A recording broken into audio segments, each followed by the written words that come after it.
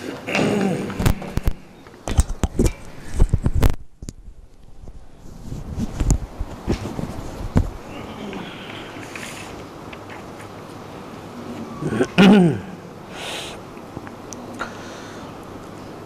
الحمد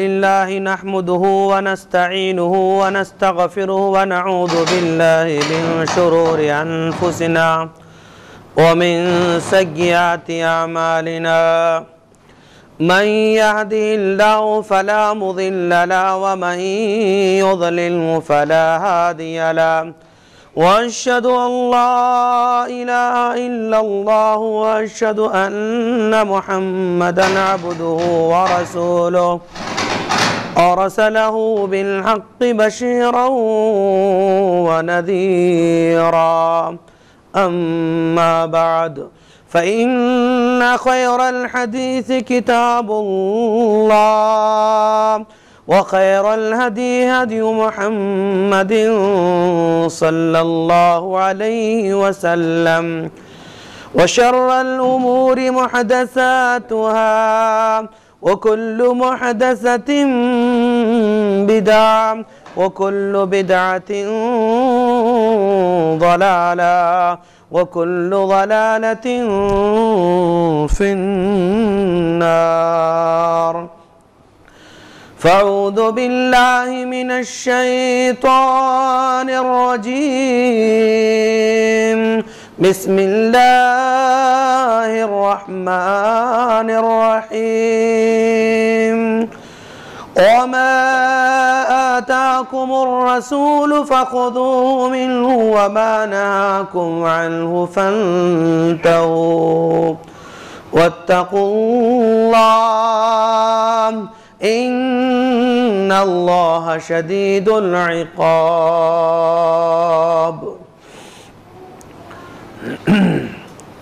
وعن عائشة رضي الله تعالى عنها قالت قال رسول الله صلى الله عليه وسلم من أحدث في أمرنا هذا ما ليس منه فهو رد. رواہ البخاری مسلم.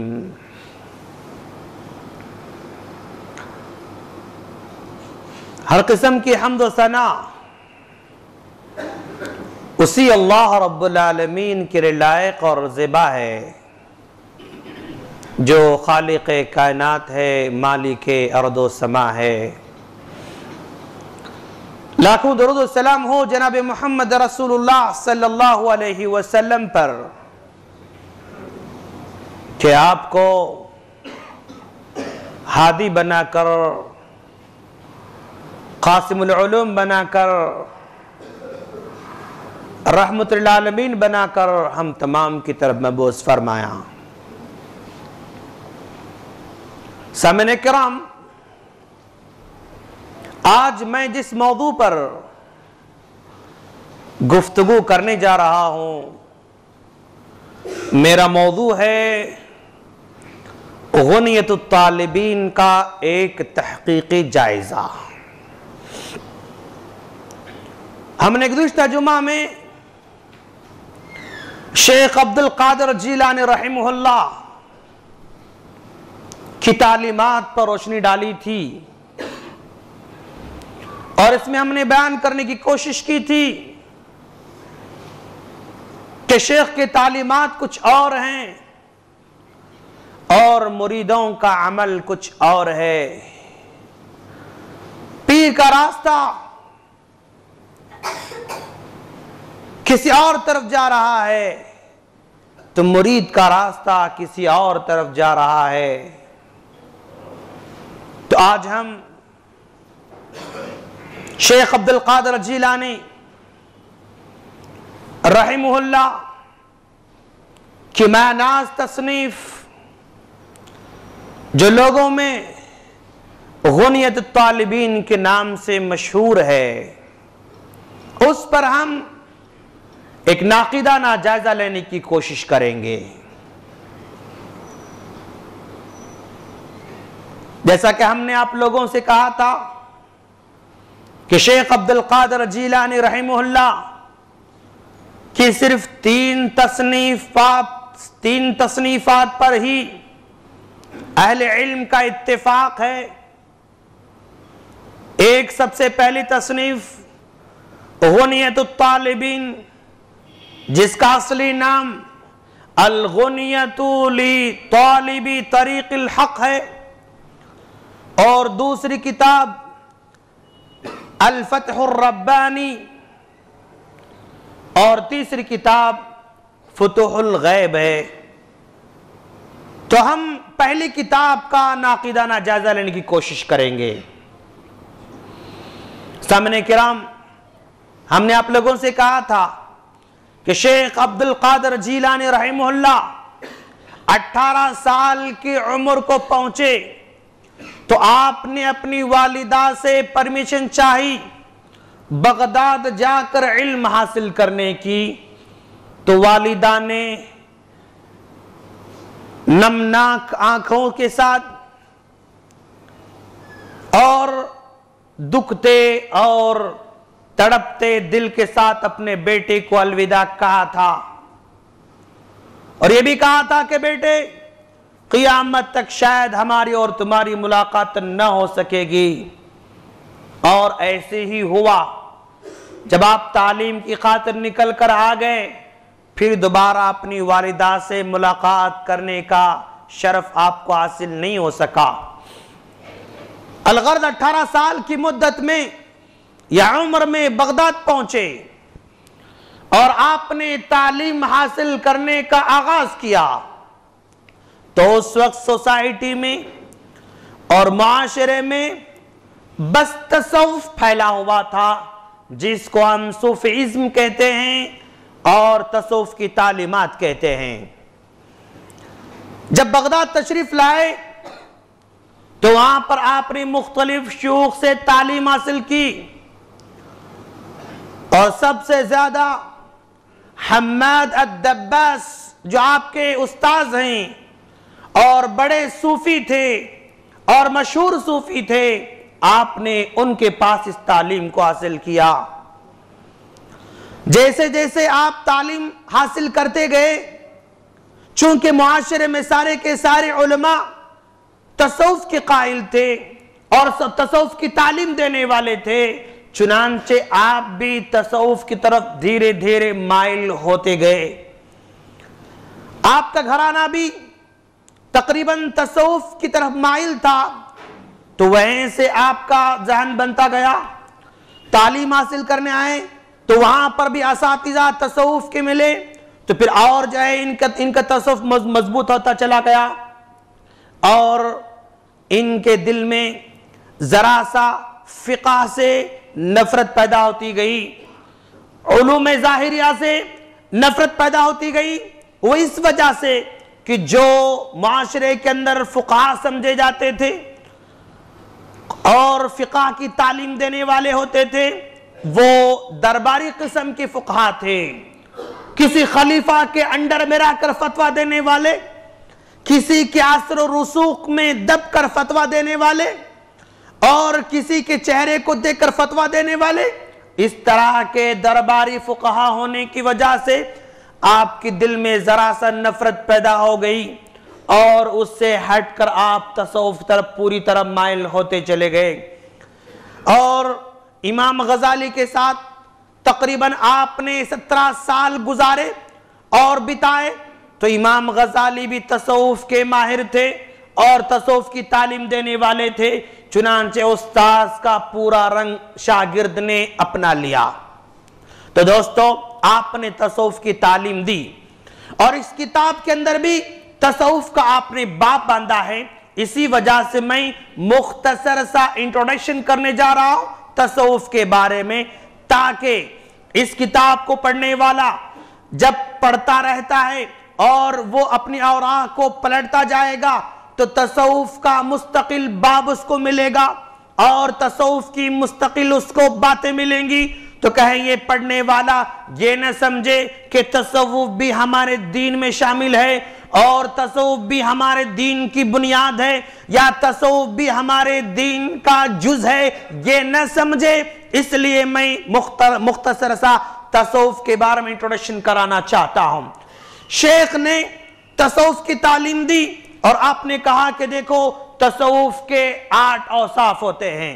شیخ عبد القادر جیلانی رحمہ اللہ نے اپنی اس کتاب میں تصوف کی تعلیم دیتے ہوئے کہا کہ تصوف کے کل 8 جو ہے صفات ہوتے ہیں، تو اس میں سے انہوں نے یوں کہا کہ پہلی صفت سخاوت کی ہے۔ صوفی جو ہوتا ہے سخاوت کرنے والا ہوتا ہے۔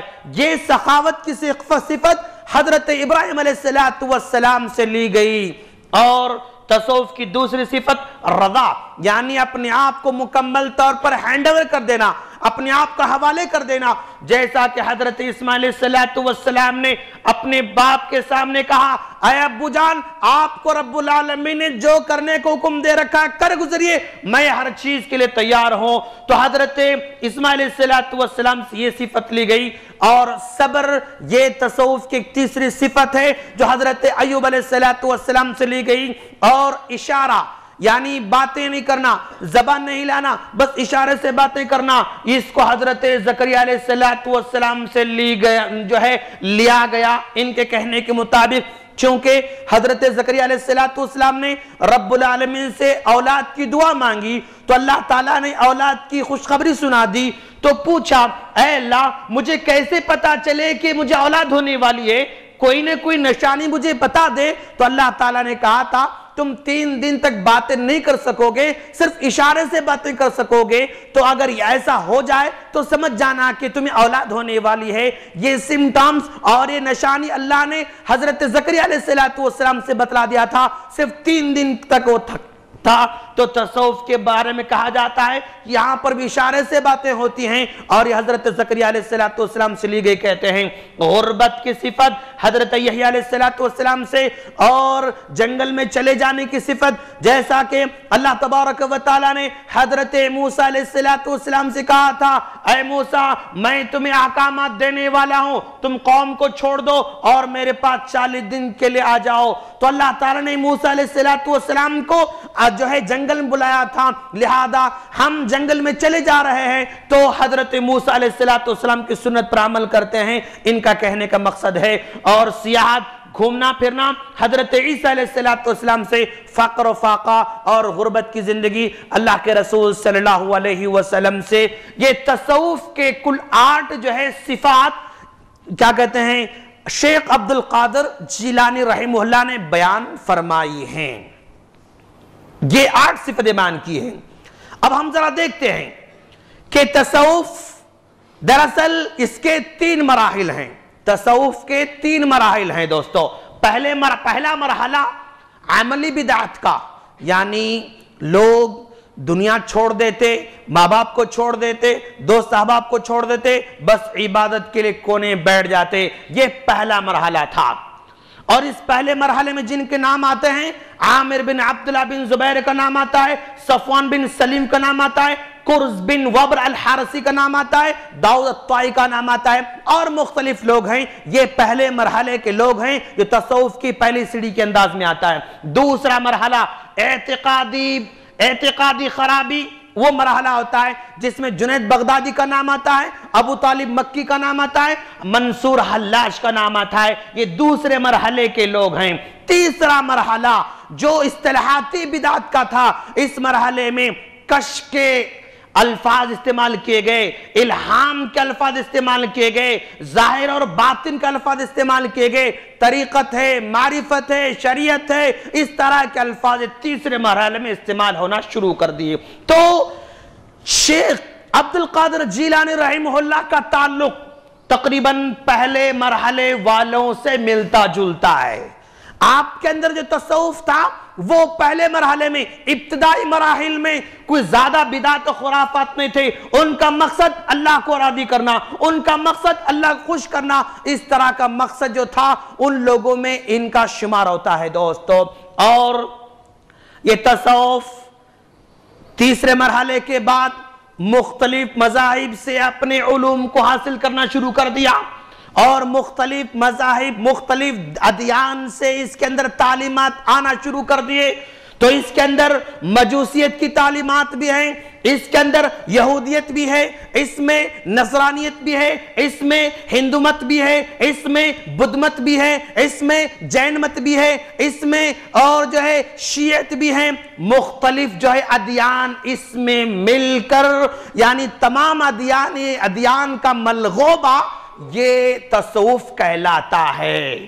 اب ہم ذرا دیکھیں مجوسیت سے تصوف والوں نے کیا لیا، تو تصوف والوں نے مجوسیت سے، مجوسیت کا مطلب آگ کی پوجا کرنے والے، انگار کو مقدس سمجھنے والے، آگ کو جو ہے مقدس سمجھنے والے، اس کو مجوسیت کہا جاتا ہے۔ تصوف کے جو بھی جو ہے قائل ہیں وہ چراغاں کی جو عبادت ہے، چراغاں کی جو رسم و رواج ہے، وہ اسی مجوسیت سے انہوں نے حاصل کیا۔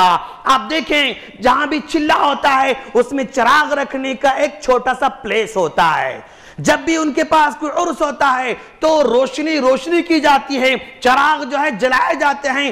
آج کل چراغ کے بجائے لائٹوں کو سجایا جا رہا ہے، مسجدوں کو لائٹوں سے سجانا، گلیوں کو لائٹوں سے سجانا، گھروں کو لائٹوں سے سجانا، یعنی روشنی ان کے پاس بہت زیادہ محترم اور قابل عزت ہو جاتی ہے۔ تو چراغ جلانے کا سسٹم، چراغوں کی عید، یہ انہی مجلسوں سے جو انہوں نے حاصل کیا ہے۔ اور آپ دیکھیں گے کہ جو بھی ولی ہوتا ہے یا جو بھی صوفی ہوتا ہے وہ سب کو چھوڑ کر جنگل میں جانا چاہتا ہے، غاروں میں رہنا چاہتا ہے، ماں باپ کو چھوڑ دینا چاہتا ہے، بیوی بچوں کو چھوڑ دینا چاہتا ہے، آبادی سے ہٹ کر جنگل میں رہنا چاہتا ہے۔ تو یہ رہنے کا طریقہ انہوں نے یہودیوں سے حاصل کیا۔ یہودیوں میں رہبانیت ہے، دنیا کو چھوڑ دینا، جنگل میں چلے جانا، تو یہ رہبانیت یہودیوں سے حاصل کیا۔ اور نصارہ سے انہوں نے کیا حاصل کیا؟ نصارہ کے پاس حلول کا عقیدہ ہے۔ حلول کا مطلب اللہ تبارک و تعالی بندوں میں سرایت کر جاتا ہے، بندہ اور اللہ دونوں مل جاتے ہیں۔ حضرت عیسیٰ علیہ السلام اور اللہ دونوں کے دونوں سیم ہیں، اللہ عیسیٰ میں، عیسیٰ اللہ میں ہے۔ اس طرح کا حلول کا عقیدہ، اللہ بندوں میں سرایت کر جاتا ہے۔ جیسے پانی میں نمک ڈالا جائے، پانی میں شکر ڈالا جائے، شکر پانی مل جاتی ہے، نمک پانی میں گھل جاتا ہے، اس کو حلول کہا جاتا ہے۔ رب العالمین بھی بندوں میں حلول کر جاتا ہے۔ یہ عقیدہ صوفیوں نے نصارہ سے حاصل کیا۔ اور آپ جب بھی دیکھیں گے تصوف کتابیں پڑھیں گے، تصوف کو دیکھیں گے، اسٹڈی کریں گے، تو فلاں ولی 12 سال تک جنگل میں رہے، فلاں صوفی 14 سال تک جنگل میں رہے، فلاں صوفی جو ہے 12 سال تک غار میں پناہ لیتے رہے، اور فلاں اندھیرے میں رہے، تاریکی میں رہے۔ اس طرح کی 12 سال 14 سال کی باتیں آتی رہتی ہیں عام طور پر۔ یہ انہوں نے ہندو مت سے لیا، جنگل میں جانے کا ہندو مت سے لیا۔ اور آپ دیکھیں گے کہ جو بھی صوفی جو ہے مشہور ہوتا ہے یا ولی ان کی نظروں میں ہوتا ہے، وہ عام طور پر برہنہ ہوتا ہے، وہ لباس سے جو ہے وہ اپنے آپ کو دور رکھتا ہے، برہنہ رہتا ہے۔ یہ برہنگی کی عبادت انہوں نے بدھ مت سے لیا، اس لیے کہ ان کا بدھا جو ہے برہنہ ہوا کرتا تھا۔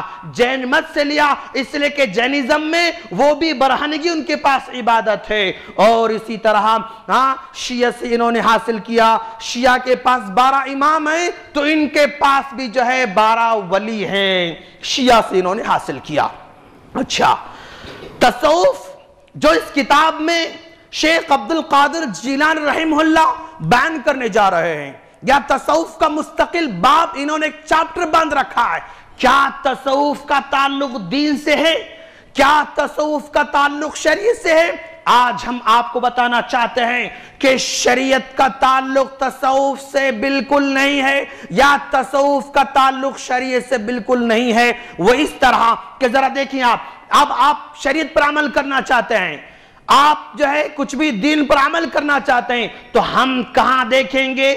کتاب اللہ اور جو ہے حدیث رسول میں ہم اپنے عمل کو تلاش کریں گے۔ شریعت کی بنیاد، شریعت کا مصدر، شریعت کی باتیں کہاں سے ہم کو ملتی ہیں؟ یہ ساری کی ساری قرآن اور حدیث میں ملتی ہیں، لیکن تصوف کی باتیں قرآن اور حدیث میں نہیں ملتی بلکہ الہام سے حاصل کرتے ہیں۔ بھائی پیر صاحب بیٹھے بیٹھے کشف ہو گیا، یہ حکم نازل ہوا۔ پیر صاحب بیٹھے بیٹھے مراقبہ میں چلے گئے اور ان کو الہام ہوا، یہ حکم نازل ہوا۔ تو ان کا ماخذ، ان کا مصدر، ان کے عمل کے ساری چیزیں کشف اور الہام سے متعلق ہوا کرتی ہے، اور شریعت میں ہمارے عقائد ہیں، ہمارے احکامات ہیں، ہمارے عبادات ہیں، سارے کے سارے متعین ہیں، لیکن تصوف میں عبادات، احکامات اور اسی طرح احکام یہ متعین نہیں ہیں۔ شریعت میں خالق الگ ہے، مخلوق الگ ہے، شریعت میں خالق الگ، مخلوق الگ، لیکن تصوف میں خالق اور مخلوق دونوں ایک چیز ہے۔ خالق بھی وہی ہے، مخلوق بھی وہی ہے۔ بندہ مخلوق ہے تو یہ خالق بھی ہے، اور یہ مخلوق ہے اور وہ خالق ہے تو وہ مخلوق بھی ہے، یعنی ان کے پاس خالق اور مخلوق کا تصور الگ نہیں ہے، یہ جو ہے آپ مان کر چلیں۔ اور شریعت میں نبی سب سے بڑا علم والا ہوتا ہے۔ بھئی آپ کہیں گے کہ سب سے زیادہ علم والے کون ہیں؟ تو میرا عقیدہ یہ ہے کہ جناب محمد رسول اللہ صلی اللہ علیہ وسلم کا علم سب سے زیادہ ہے اس کے بندوں میں۔ نبی کے علم سے بڑھ کر کسی کا علم نہیں ہو سکتا۔ جس طرح اللہ کے رسول صلی اللہ علیہ وسلم کا علم سب سے زیادہ ہے، ویسے ہر نبی کا علم اس کی امت کے مقابلے میں سب سے زیادہ ہوتا ہے، یہ ہمارا علم ہے۔ لیکن تصوف میں نبی سب سے بڑا علم والا نہیں ہوتا، بلکہ ولی سب سے بڑا علم والا ہوتا ہے۔ تصوف میں نبی علم والا نہیں ہوتا ہے، بلکہ ولی جو ہے سب سے زیادہ علم والا ہوتا ہے۔ جیسے بایزید بستامی وہ کہتا ہے، کیا کہتا ہے؟ خُزْنَ الْبِحْرَ، ارے ہم ہیں اولیاء، ہم ہیں جو سمندر کے اندر غوطہ لگاتے ہیں۔ وَقَفَ الْأَنْبِيَاءُ بِسَاحِلِهِ، انبیاء کرام تو بس ساحل کے کنارے کنارے کھڑے ہو کر چلے گئے، ہم سمندر کے اندر جانے والے ہیں۔ تو گویا یہ انبیاء کرام سمندر کے کنارے سے لے لیتے ہیں، اور ہم سمندر کے اندر غوطہ لا کر جو ہے تو وہاں سے موتی حاصل کرتے ہیں۔ اس طرح کی باتیں وہ کرتے رہتے ہیں۔ اسی طرح دوستو شریعت میں ابلیس کہاں جانے والا ہے؟ ہم اور آپ نے قرآن حدیث میں کیا پڑھا؟ ابلیس کہاں جانے والا ہے؟ جہنم میں جانے والا ہے۔ ابلیس کہاں جانے والا ہے؟ جہنم میں جانے والا ہے۔ اور ہم آپ نے قرآن میں پڑھا فرعون کہاں جانے والا ہے؟ جہنم میں جانے والا ہے۔ لیکن تصوف کی دنیا میں یہ ابلیس جنت میں جانے والا ہے، یہ فرعون جنت میں جانے والا ہے۔ غور کرو دوستو، قرآن سارا کا سارا بھرا پڑا ہوا ہے، احادیث سارے کے سارے بڑے پڑے ہوئے ہیں، یہ جہنم میں جانے کے دلائل یہاں ملتے ہیں، لیکن تصوف والے کہتے ہیں کہ نہیں، ابلیس جنت میں جانے والا ہے، فرعون جنت میں جانے والا ہے۔ یہ تصوف کی تعلیمات ہیں دوستو۔ اسی طرح شریعت نکاح کی تلقین کرتی ہے، شریعت نکاح کی تعلیم دیتی ہے۔ یا معشر الشباب، اے نوجوانو، من استطاع منکم الباءۃ فلیتزوج، جو بھی تم میں کا نکاح کرنے کے لائق ہے یا جس کے پاس نکاح کرنے کی طاقت ہے اس کو نکاح کرو، نہ کرنا چاہیے۔ جو نکاح کرے گا وہ ہم میں سے ہے۔ فمن رغب عن سنتی، جو نکاح کا انکار کر دے، استطاعت رکھنے کے بعد نکاح کو چھوڑ دے، فلیس منی، وہ ہم میں سے نہیں ہے۔ شریعت نکاح کرنے کی تعلیم دیتی ہے، تصوف نکاح کو توڑنے کا جو ہے تعلیم دیتا ہے، نکاح سے دور رہنے کی تعلیم دیتا ہے۔ تصوف کہتا ہے کہ جو نکاح کرتا ہے وہ صدیقین کے درجے تک نہیں پہنچ سکتا، جو نکاح کرتا ہے وہ صالحین کے درجے کو نہیں پہنچ سکتا ہے، جو نکاح کرتا ہے وہ ولی نہیں بن سکتا ہے، جو نکاح کرتا ہے مقرب بندہ نہیں بن سکتا ہے۔ یعنی نکاح سے وہاں پر نفرت دلائی جاتی ہے دوستو۔ اور شریعت میں سب سے پیارا مقام اور سب سے باعزت مقام شریعت میں کون سا ہے؟ مسجدیں ہیں۔ اللہ کے رسول نے فرمایا احب البلاد الی اللہ مساجدها، اللہ کے پاس سب سے پیارا مقام مسجدیں ہیں۔ وابغض البلاد الی اللہ اسواقها، اور اللہ کے پاس سب سے ناپسند مقام بازار ہوا کرتا ہے۔ شریعت کیا کہتی ہے؟ مسجدیں سب سے مقدس ہے۔ مسجد سے دل رکھنے والا رجل قلبه معلق بالمساجد، جو آدمی مسجد سے دل رکھتا ہے، مسجد میں بار بار آتا ہے، اس کو کل قیامت کے دن اللہ کی عرش کے سائے تلے جگہ ملنے والی ہے۔ لیکن تصوف میں مسجد اہم مقام نہیں، خانقاہ اہم مقام ہے۔ خانقاہ سے دل لگانا، خانقاہ میں دن گزارنا، خانقاہ میں وقت پوری لائف گزار دینا، یہ ان کے پاس زیادہ اہم ہے دوستو۔ تو یہ 8 جو ہے فرق ہیں شریعت اور تصوف کے دونوں درمیان میں۔ اور چلتا چلتا یہ بتا دوں میں آپ کو کہ تصوف کی جو باتیں ہمارے بھائی کرتے رہتے ہیں، صوفیزم کے باتیں بھائی ہمارے کرتے رہتے ہیں، دراصل تصوف کا سب سے بڑا گہرا تعلق شیعوں سے ہوا کرتا ہے۔ شیعوں سے جو ہے تصوف کا بہت بڑا گہرا تعلق ہے۔ ذرا دیکھو آپ، شیعوں کے پاس سب سے بڑے ان کے امام، ان کی سند چلتے حضرت علی رضی اللہ تعالیٰ کے پاس رک جاتی ہے۔ شیعوں کے سارے فرقے، ان کی آخری سند، آخری امام ان کے حضرت علی رضی اللہ تعالیٰ عنہ ہیں۔ اور تصوف میں 4 سلسلے ہیں، ایک ہے قادریہ، ایک ہے نقشبندیہ، اور ایک ہے سہروردیہ، اور ایک ہے چشتیہ۔ یہ 4 سلسلے ہیں تصوف کے۔ ان چاروں کے 4 سلسلوں کے امام کون آخر میں سب سے؟ حضرت علی رضی اللہ تعالیٰ عنہ ہیں۔ شیعوں کے سب سے آخری امام کون ہے؟ حضرت علی رضی اللہ تعالیٰ عنہ ہیں۔ اور یہ 4 تصوف کے سلسلے بھی اپنے سب سے بڑے امام کس کو مانتے ہیں؟ حضرت علی رضی اللہ تعالیٰ عنہ کو اپنا امام مانتے ہیں۔ شیعوں کے اماموں کی جو ترتیب ہے، اس کے بعد یہ امام، اس کے بعد یہ امام، اس کے بعد یہ امام، بالکل تصوف کے بھی وہی امام ہیں جو شیعوں کے امام ہیں۔ تصوف کے جو امام ہیں شیعوں کے بھی وہی امام ہیں۔ اور تصوف کے جو پہلے بانی ہیں، جو سب سے بڑے ان کے بزرگ ہیں، 3 جن کے نام آتے ہیں، وہ 3 کی تینوں بھی شیعہ تھے۔ سب سے پہلا صوفیوں کا سب سے بڑا جو ہے آدمی ابو ہاشم الکوفی، یہ شیعہ تھا۔ اور دوسرے جابر بن حیان، جو عام طور پر کالج میں یا اسی طرح یونیورسٹی میں جو پڑھایا جاتا ہے کہ کیمیا کا ایکسپرٹ، یعنی سونا بنانے کا طریقہ بتانے والا جابر بن حیان، وہ بھی بہت بڑا صوفی تھا اور وہ شیعہ تھا۔ اور تیسرا عبدک، یہ اس کا نام ہے، یہ بھی جو ہے شیعوں کا بڑا امام ہے اور یہ صوفیوں کا امام بھی ہے دوستو۔ اور شیعوں کے پاس امام اللہ کی جانب سے منتخب ہوتا ہے۔ شیعوں کے پاس امام اللہ کی جانب سے منتخب ہوتا ہے۔ تصوف کے پاس جو ولی ہوتا ہے، ان کا عقیدہ بھی یہی ہے کہ ہمارا ولی اللہ کی جانب سے منتخب شدہ ہوتا ہے۔ شیعوں کے جو امام ہوتے ہیں، ان کے پاس فرشتے نازل ہوتے ہیں۔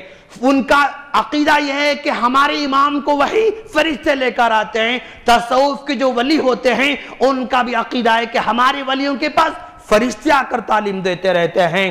اور اسی طرح شیعوں کا جو امام ہوتا ہے، مختار کل، ہر چیز کے انڈر میں، یہ ان کا عقیدہ ہے۔ صوفیوں کے پاس بھی جو ان کے ولی ہوتے ہیں، ان کا عقیدہ ہے کہ مختار کل ہوتے ہیں، ہر چیز ان کے انڈر میں ہوتی ہے۔ اور شیعوں کے امام معصوم، ان کا عقیدہ ہوتا ہے۔ اور صوفیوں کے پاس، تصوف کے پاس بھی ان کے ولی معصوم عن الخطا ہوتے ہیں۔ اور شیعوں کا عقیدہ حلول کا ہے، تصوف کا عقیدہ بھی حلول کا ہے۔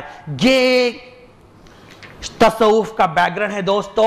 اور سوء اتفاق، بدقسمتی سے شیخ عبد القادر جیلانی رحمہ اللہ بھی تصوف کی طرف مائل تھے۔ تصوف جو اسلام کے سرزمین پر ناجائز پودا ہے، اور اس تصوف کے پودے کو جو پانی پلایا جاتا ہے، وہ شیعوں کے پانی کو پلایا جاتا ہے، شیعوں کے عقیدے کا پانی اس کو پلایا جاتا ہے۔ سوء اتفاق یہ کہ شیخ عبد القادر جیلانی رحمہ اللہ بھی تصوف کی طرف مائل تھے۔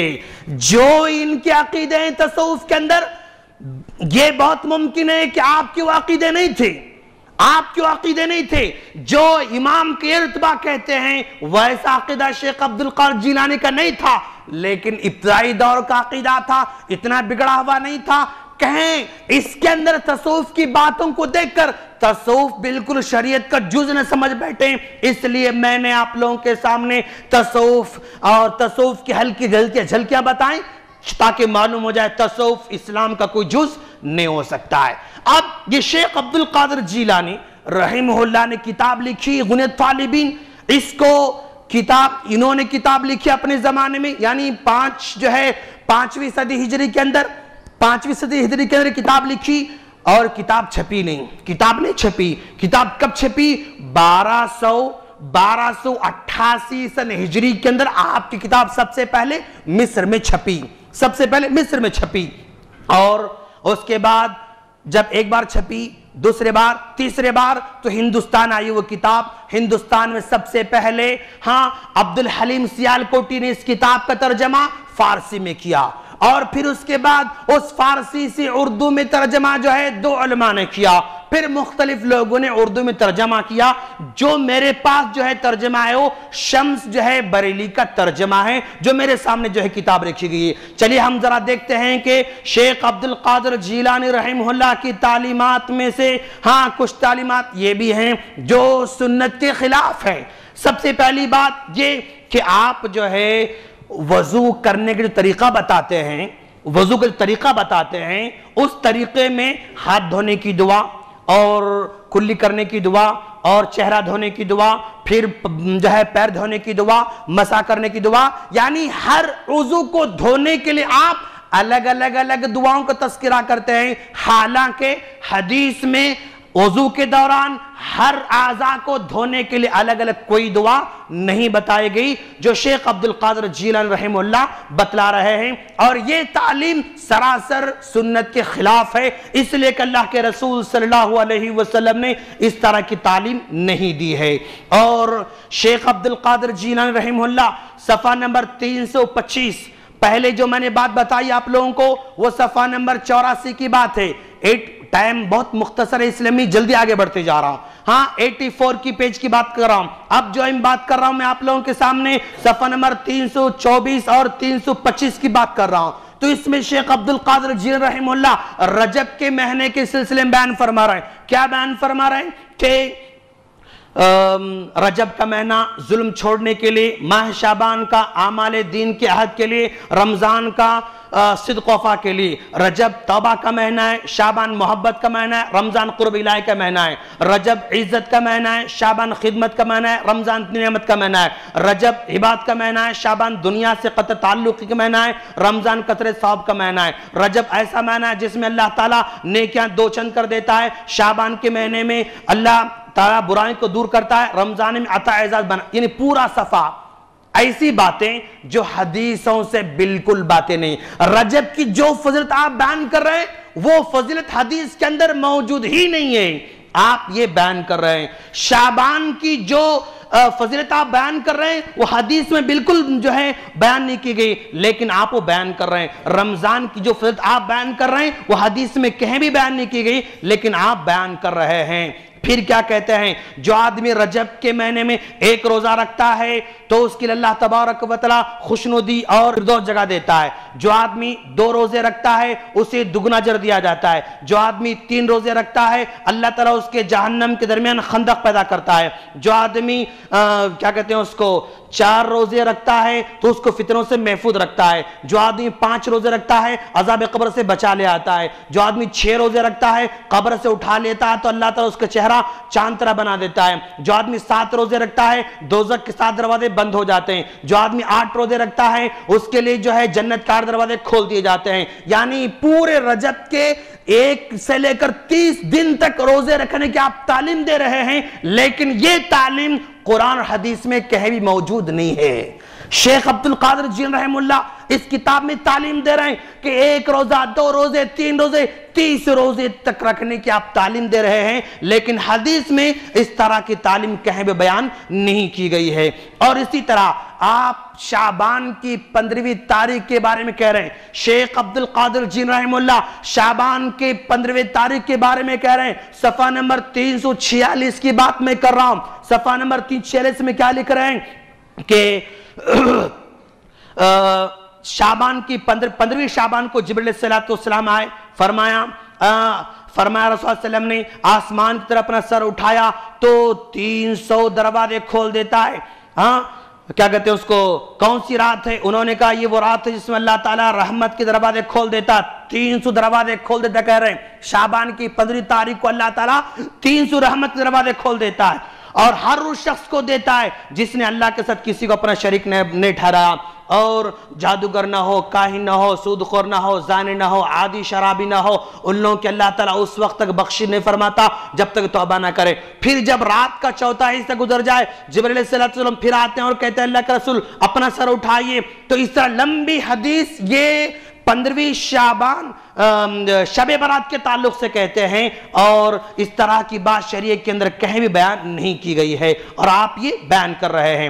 پھر اسی طرح شیخ عبد القادر جیلانی رحمہ اللہ ہفتے بھر کے الگ الگ نماز پڑھنے کے طریقے بتلاتے ہیں. شیخ عبد القادر جیلانی رحمہ اللہ ہفتے بھر میں الگ الگ نماز پڑھنے کے طریقے بتاتے ہیں. کیا کہہ رہے ہیں ذرا دیکھیں آپ، کہ اگر کوئی آدمی اتوار کے دن، جس نے اتوار کے روز 4 رکعت نماز پڑھی اور ہر رکعت میں سورہ فاتحہ کے بعد ایک بار آمن رسول اور پڑھے، تو اس کو ہر نصرانی مرد اور عورت کی نیکیوں کے برابر اللہ نیکیاں دیتا ہے. کیا کہہ رہے ہیں؟ اتوار کے دن 4 اگر کوئی نماز رکعت پڑھ لیتا ہے، یہ حدیث میں کہیں بھی نہیں ہے، اللہ کے رسول کا طریقہ نہیں ہے، صحابہ کرام کا طریقہ نہیں ہے. لیکن شیخ عبد القادر جیلانی رحمہ اللہ کہہ رہے ہیں اتوار کو اگر یہ کوئی نماز پڑھ لیتا 4 رکعت، تو نصرانی اور یہودیوں کے برابر اس کو جو ہے اجر عطا کیا جائے گا. اور اسی طرح دوشنبہ یعنی پیر کی دن نماز پڑھتا. کیسی نماز؟ پیر کے دن جو ہے آفتاب بلند ہونے کے بعد 2 رکعت نماز پڑھے، اور ہر رکعت میں سورہ فاتحہ کے بعد ایک آیت الکرسی پڑھے، ایک بار سورہ اخلاص پڑھے، اور ایک بار معوذتن پڑھے. تو اس کے لیے جو ہے کیا کہتے ہیں اس کے سارے گناہ معاف ہو جاتے ہیں. اسی طرح منگل کی نماز، چہارشنبے کی، اور جمعرات کی، جمعے کی، ہفتے کی، یعنی مختلف جو ہے نمازیں شیخ عبد القادر جیلانی رحمہ اللہ صفحہ نمبر 563 اور 564 اور 565 اور 566 پورے جو ہیں صفحے انہی نمازوں سے بھرے ہوئے ہیں. اور اس طرح کی نماز پڑھنے کا طریقہ اللہ کے رسول صلی اللہ علیہ وسلم سے کہیں بھی وارد نہیں ہے، کہیں بھی یہ طریقہ نہیں بیان کیا گیا ہے. اسی طرح آپ جو ہے مختلف چیزوں کے لیے مختلف نمازیں بیان کرتے ہیں، جیسا کہ صفحہ نمبر 567 میں ایک نماز بیان کرتے ہیں. کیا نماز بیان کرتے ہیں؟ کہ اگر کوئی چاہتا ہے کہ اس کو عذاب قبر نہ ہو تو اس طرح کی نماز پڑھے. کیا کہتے ہیں؟ کہ 2 رکعت نماز، نفل نماز پڑھے، اس طرح پڑھے کہ پہلی رکعت میں سورہ فرقان کا آخر رکوع اور آخری سورہ تک، اور دوسری رکعت میں سورہ فاتحہ کے بعد سورہ مومنون کی ابتدائی آیتیں. اگر کوئی اس طرح پڑھتا ہے تو کو قیامت کے دن جب اٹھایا جائے گا تو اس کی سیدھے ہاتھ میں اس کے نام عمل دیے جائیں گے. یعنی کیا کہتے ہیں اس کو، مختلف نمازیں بیان کرتے ہیں.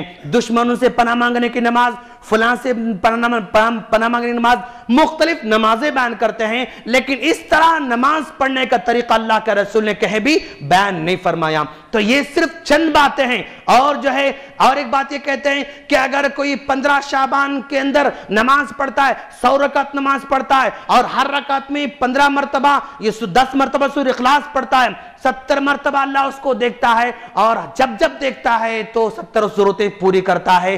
یہ فضیلت بیان کرتے ہیں، لیکن اس طرح حدیث میں کہیں بھی نہیں آتا ہے. اور ایک فضیلت بیان کرتے ہیں، عرفے کے دن اگر کوئی آدمی ظہر اور عصر کے درمیان 4 رکعت نماز پڑھتا ہے اور سورہ اخلاص ہر رکعت میں 50 بار پڑھتا ہے تو 1,00,000 نیکیاں اس کو لکھے جاتے ہیں.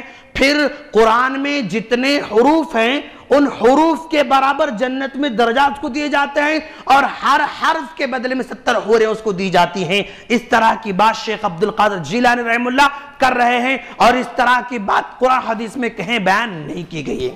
دوستو اور بے شمار باتیں ہیں جو خرافات ہیں اور بدعات ہیں، ایسی باتیں جن کو اللہ کے رسول صلی اللہ علیہ وسلم نے بیان نہیں فرمایا.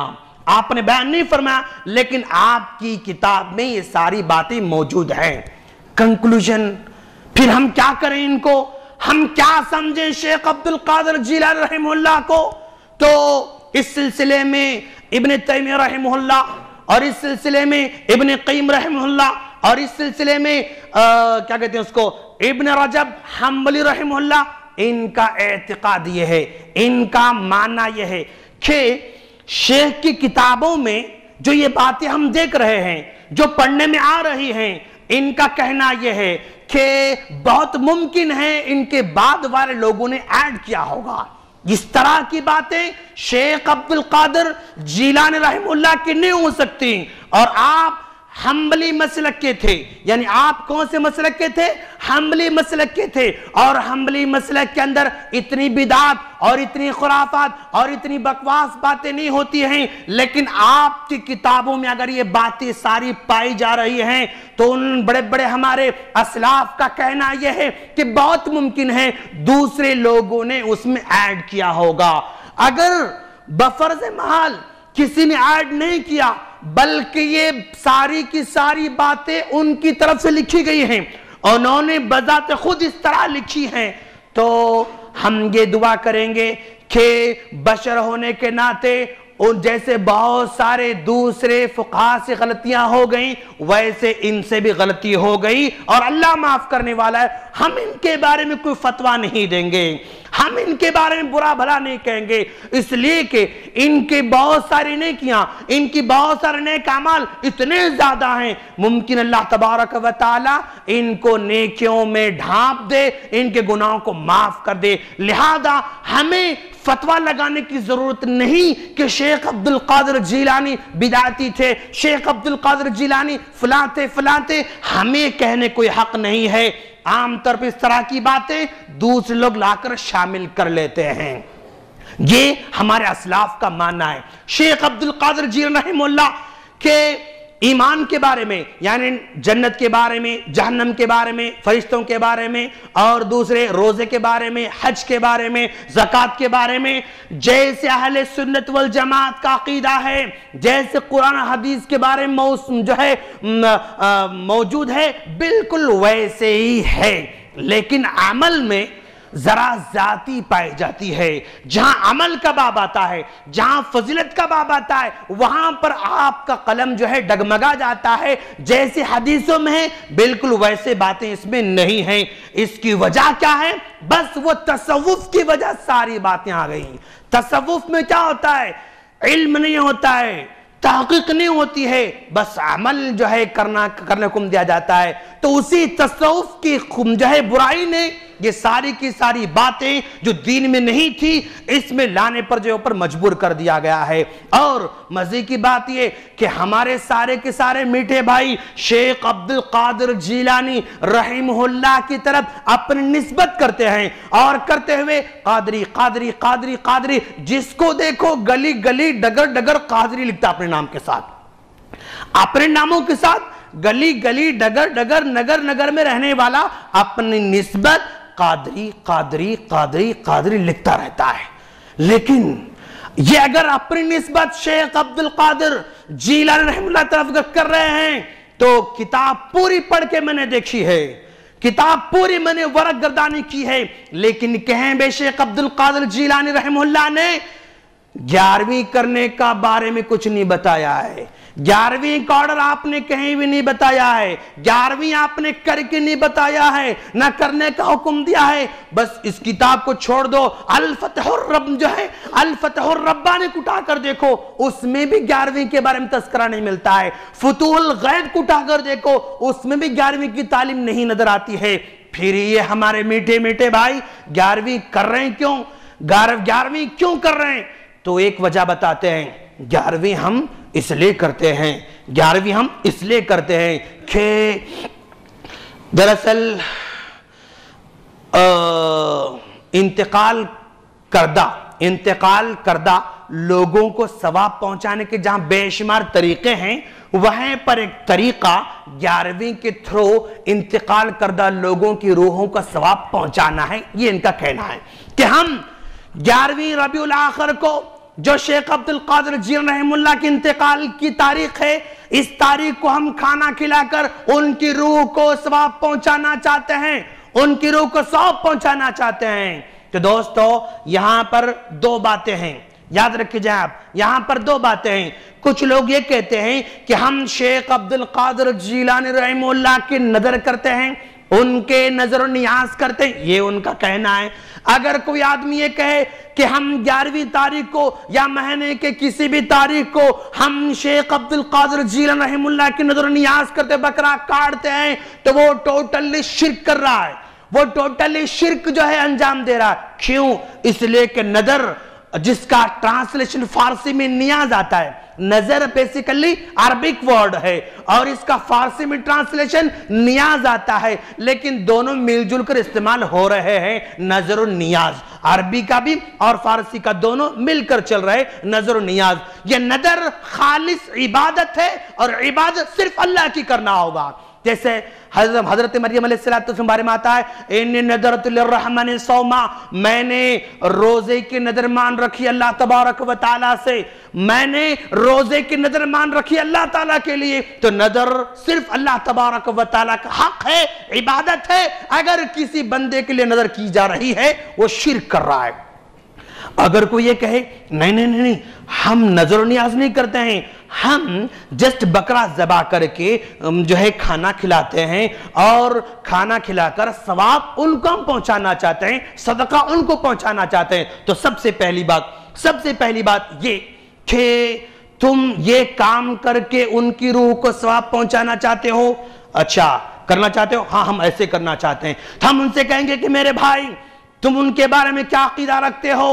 ان کے بارے میں عقیدہ یہ ہے کہ وہ ولیوں کے ولی ہیں، پیروں کے پیر ہیں، مختار کل ہیں، جنت میں ان کی پرمیشن کے بغیر کوئی جا نہیں سکتا، اور جو جہنم میں جانے والے پکڑ کر سب کو جنت میں لے کر جانے والے تم ان کے بارے میں سمجھتے ہو، تو گویا ان کو تمہارے ثواب کی کوئی ضرورت نہیں۔ ارے وہ تو بادشاہ ہیں، تم شاہ جیلان کہتے ہو نا، ارے وہ بادشاہ ہیں تم کہتے ہو، تو کوئی آدمی بادشاہ کو خیرات دینے چلا جائے، بادشاہ کو بھیک دینے چلے جائے، بادشاہ کو صدقات دینے چلا جائے، بادشاہ کو بھئی ذرا آپ جو ہے میں آپ کو بھیک دینا چاہتا ہوں، اگر کوئی بادشاہ کو بھیک دیتا صدقہ دیتا ہے تو کیا وہ بادشاہ کی عزت کر رہا ہے یا اس کی توہین کر رہا ہے؟ ظاہر بات ہے ہر آدمی یہی کہے گا بادشاہ کو تمہارے چھوٹے مال کی کوئی ضرورت نہیں، اگر تم اس کو صدقہ کر رہے ہو جو دوسرے معنی میں بھیک ہے وہ ان کی تم توہین کر رہے ہو، ثواب کی ضرورت ان کو نہیں، تم کو ضرورت ہے، تم کو ضرورت ان کو ضرورت نہیں ہے۔ اچھا پھر 11ویں کرنے کے لیے یا صدقہ کرنے کے لیے خاص دن کو مقرر کر لینا، ایک ہی دن کر لینا، اس سے ہٹ کرنا یہ بھی شریعت کی خلاف ورزی ہے۔ تم صدقہ کرنے کا دعویٰ کرتے ہو، صدقہ جب تم کرتے ہو تو سال کے 12 مہینے میں جب چاہے کر سکتے ہو، لیکن تم ایسا نہیں کرتے۔ اور صدقہ تو سب سے بیسٹ صدقہ وہ ہے کہ آدمی جو ہے کچھ غلہ لے لیتا، کچھ گوشت لے لیتا اور جو ہے اندھیرے رات میں جا کر کسی کو دے کر آ جاتا، کسی غریب کو دے دیتا، کسی فقیر کو دیتا، لیکن تم ایسے نہیں کرتے ہو، بالکل سڑکوں پر چوراہے پر دیگ چڑھا کر جو ہے تم یہ بتاتے ہو دیکھو میں کھلا رہا ہوں، ریاکاری تم کر رہے ہو، ریاکاری کر رہے ہو۔ تم اگر صدقہ تم سمجھ رہے ہو تو صدقہ کرنے والے کے لیے وہ کھانا جائز نہیں ہے۔